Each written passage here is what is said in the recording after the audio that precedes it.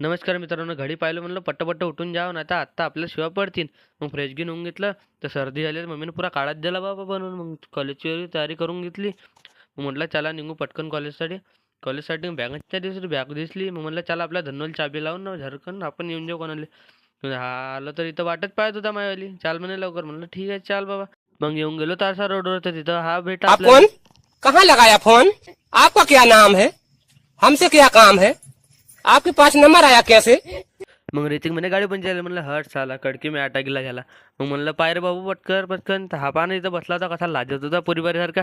माहित नाही ना काय खाल्लं होतं, तुम्ही सांगा बरं का कमेंटमध्ये काय खाल्लं होतं ते त्यानं. त्याला बाय म्हणलं चाल कामटीला निघू. तशी वेळ खूप झाली होती. आमचे सर बरेच स्ट्रिक आहे. मग हा माहित ना गल्ल्या गुल्ल्या. मग येऊन गेलो कामटीमध्ये, तर लेक्चर होता वर्कशॉपकडे. तर हा पहा ना साईड होई ना बापू रे. मग माहित नाही येता येऊनच सरनं गरम दिला बाबा ऋतिकले. का म्हणत होतं माहित नाही, काही समजलं ना त्याच्यावाला. मग माहित नाही 1 रुपया पडला होता ऋतिक. त्यात पाहा कसे पाहत होते एवढे एवढे. ऐसी मशीन लगाऊंगा, इस साइड से आलू घुसेगा, उस साइड से सोना निकलेगा. मग एकदम करणनं आपल्या जीपचे फोटोज बनवून टाकली बाबा रागारागामध्ये. मग सुट्टी वगैरे होऊन घेतली, तर करणला म्हणलं बाय चला निघू. मग तिथून येऊन गेलो इकडं मेन रोडवर. इथं मेट्रोच्या काम चालू वाटतं. म्हणलं ठीक आहे. मग येऊन गेलो चिंटूबाच्या दुकानात, तयारी वगैरे करून घेतली. येऊन गेलो जिममध्ये, तर याची मजा घेऊन घेतली थोडीशी. हा माहीत ना काहून तर चिल्लत होता आज.